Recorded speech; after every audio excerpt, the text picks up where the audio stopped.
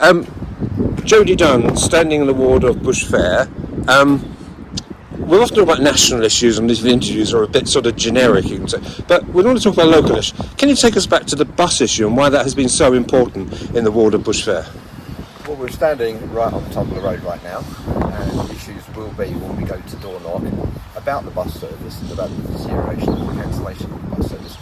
I myself, I've never held a driving licence, so I can very much sympathise with the idea of a bus service getting you from A to B and being very essential. When I used to take the bus, I used to see the social aspect of it also. So you go on quite a long journey, and you see people coming on the bus at different points, at different bus stops, and they all know each other, and they're all going into the town, they're getting their prescriptions, this sort of thing, hanging out a little bit, maybe going to a cafe, and then coming home.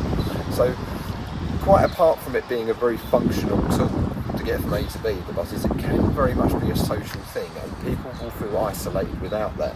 And I think it's very important that we do have our bus service and restore our bus services also, just so people that, when they're getting older, but also younger people, can feel like there's an outlet for themselves. They don't have to be just sort of stuck in the As a Labour councillor, or wants to be returned, what is it you can... yes, you can speak to your residents, you can get a petition, you can present the petition, but what else can you do? You can't start your own...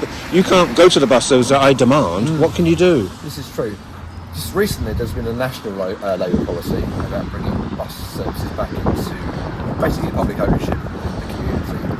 I think if a Labour council, a strong Labour council, is elected next week, and the Labour government hopefully elected soon after, I would like to see Harlow, Bush Fair in particular, I would say, as a vanguard for that project. I would like to see us as a pioneer.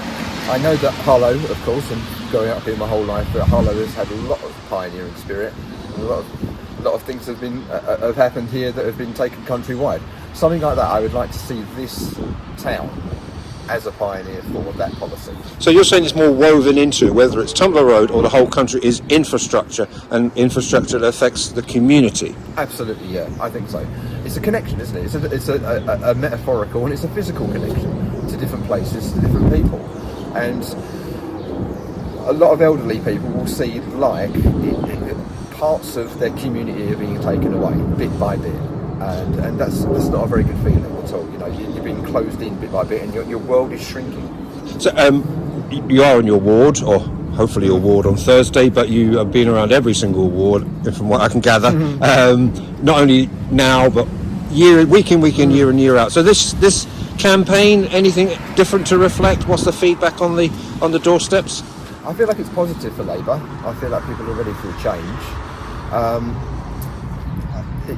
Is it positive for Labour, or is it disaffection of Tories, or is it a mixture of both? Well, probably a mixture of both, but we do get a lot of people that are coming back to Labour. We obviously show up our own vote, but we have a lot of people that are switching from one side to the other, which is very, very welcome, and are happy to do so. Some people grudgingly switch from one party to another. But in different areas of the town, in different priorities, going back to the buses, a lot of people will say things like, well, the priorities of the spending of the Tory council are a bit off. I mean, you're spending £20 million on a shopping centre, £50 million on a building, but where's my bus? Where are the potholes? This sort of thing. So they want us to spend their money wisely, and to direct it in the right way for infrastructure and for things that they can see changing and benefit them. Just remind me, when you were first elected, which year was that? 2018. 2018, so it's now 6 years. It is now it'll be 6 years in November. 6 years in November. Enjoy it. I do enjoy it, yeah. I mean, like you say, this will be my fourth election.